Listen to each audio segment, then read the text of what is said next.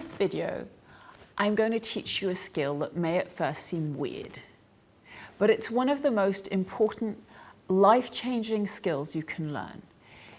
If you learn to use this skill well, it will transform your conversations, any conflict that you have, and it will seriously increase your chances of disagreeing well. FBI hostage negotiators use it, mediators use it, therapists use it, coaches use it. It's recommended in books on diplomacy and in the very famous, excellent, and in my opinion, horribly named book, How to Win Friends and Influence People. A book that it took me years to start reading because I didn't like the title, but I learned a lot from it. It requires that you've put two other skills to use first. You've listened, and you know that understanding and agreeing are not the same things. Watch the videos on those if you're in any doubt. Then you're simply going to reflect back what you've heard the other person say. Now, many people, when they do this, feel awkward. They've learnt that they have some specific formula they have to apply, and they try and stick to it, and it feels clunky. There are actually so many ways of doing this, and most of them are effective. Let's start really simple. You can repeat as little as one word they've said. Let's use a basic example where someone says something you might disagree with. For example, they say, "The moon is purple with pink and blue dots." And you say, "Purple?" One word, repeated back. And then you give them the space to respond and expand on their perspective to help you understand more. This also gives them the option of correcting themselves.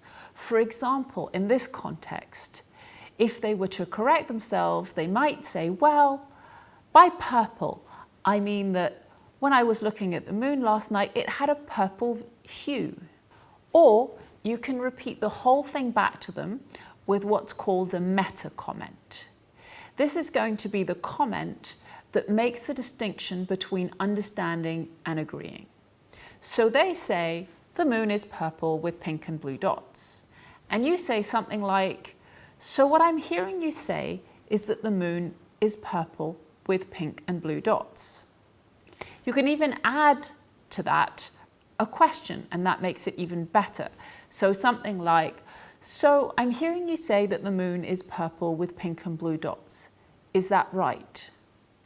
You could also phrase the whole thing as a question, but if you do that, you're going to have to be careful of your tone. You're going to have to be careful that your tone isn't sarcastic or something like that. So you could say something like, "So, are you saying that from your perspective, the moon is purple with pink and blue dots?" And then you pause and let them answer. And you're trying to understand their perspective before you share your own perspective. This is so effective because basically, as human beings, we all fundamentally crave being loved and respected. We like being given attention in the right kinds of way, of course.